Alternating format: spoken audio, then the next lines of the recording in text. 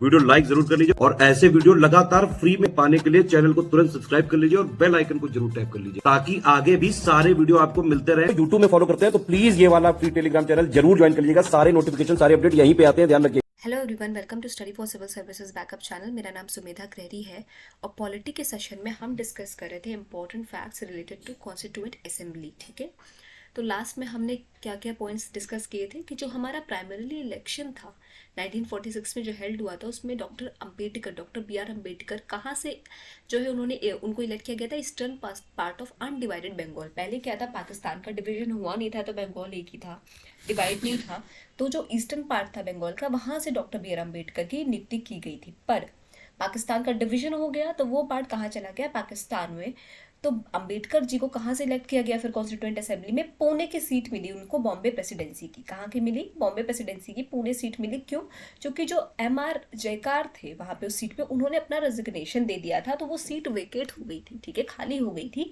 उस सीट को भरने के लिए डॉक्टर बी आर अम्बेडकर की नियुक्ति पुणे सीट से की गई, बॉम्बे प्रेसिडेंसी। ठीक है, अब कभी ये सवाल उठता है कि डॉक्टर बी आर अम्बेडकर कहाँ से इलेक्टेड थे, ईस्ट बंगाल या वेस्ट बंगाल?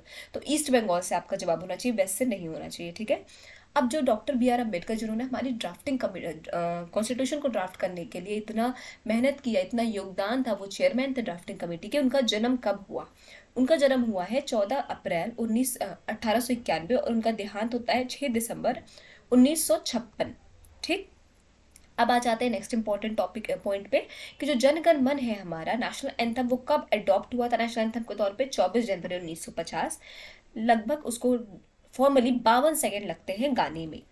फिर आता है आपका जो हमारा अशोक स्तंभ है, नेशनल स्टेट एम्बलम अशोक स्तंभ, अशोक पिलर जो सारनाथ का है, वो कब अडॉप्ट हुआ गवर्नमेंट ऑफ इंडिया के द्वारा? तो 26 जनवरी 1950। अब थर्ड राउंड टेबल मीटिंग के दौरान, during third round table conference meeting, ये तो हमारे पहले के कुछ पॉइंट्स थे, अब आज नया टॉपिक, नए पॉइंट से स्टार्ट करते हैं। तो जो during third round table conference, a plan was presented to finalise the government of India act 1935। जो गवर्नमेंट ऑफ इंडिया एक्ट 1935 को फाइनलाइज करने के लिए जो third round table conference meeting की गई थी, in this act provision was made to form an all India federation comprising of states of British India and princely state. A third round table conference was organized in 1932 in London. Congress did not participate in the conference. अब ये जो तीसरी round table conference थी, ये क्या करने बनाई गई थी, किसको प्रोविजन से कि ऑल इंडिया फेडरेशन बनाई जाए, जो किस चीज़ से लेकर किस चीज़ से मिलकर बनी हो? ब्रिटिश इंडिया प्रिंसली स्टेट से मिलकर के कंप्राइजिंग, उन दोनों को मिलाकर बनी हो all India federation.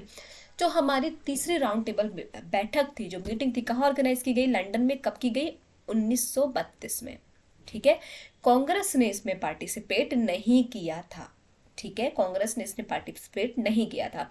Mahatma Gandhi suggested that Indian National Congress was formed only for achieving Indian independence and should be disband as a political party after the independence of India. Mahatma Gandhi ji ने क्या बोला? उन्होंने कहा कि इंडियन नेशनल कांग्रेस का गठन क्यों किया गया था? भारत की आज़ादी के लिए किया गया था। अब भारत की आज़ादी जब मिल जाएगी तो फर्दर इसको कोई भी पॉलिटिकल पार्टी के रूप में आगे कंटिन्यू नहीं करना चाहिए, इसको बैन कर देना चाहिए, इसको ख़त्म कर देना चाहिए। ठीक है, The Indian Constitution is able to provide for all the necessities of the country. It is also well versed to future prospect as it contains a provision for amendments.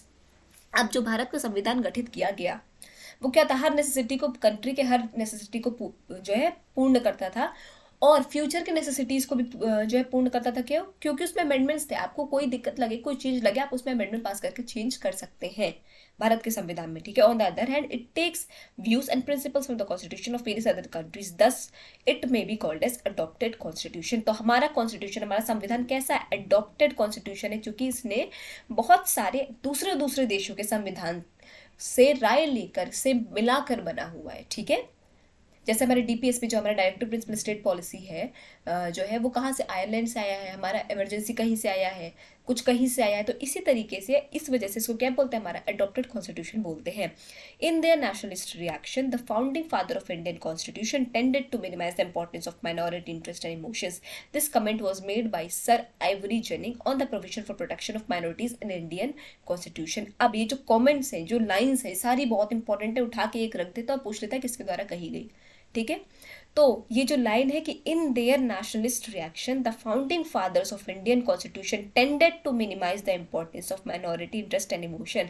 क्या बोला गया कि ये जो हमारा इंडियन कॉन्स्टिट्यूशन के जो fathers हैं जिन्होंने इसका गठन किया, उन्होंने क्या किया है कि माइनॉरिटीज़ के इंटरेस्ट और इमोशंस को क्या किया, मिनिमाइज कर दिया है, कम कर दिया है। ठीक है, तो क्या बोला, ये कमेंट किसके द्वारा दिया गया था? सर आइवर जेनिंग के द्वारा दिया गया था। किसके द्वारा? Sir Ivoire ginning. ये सारे बहुत इंपॉर्टेंट है। ठीक है, तो आज का सेशन करते हैं यहाँ पे एंड। आई होप आपको समझ में आएगा। कोई भी डाउट हो तो प्लीज़ कमेंट सेक्शन में कमेंट करके जरूर बताइएगा।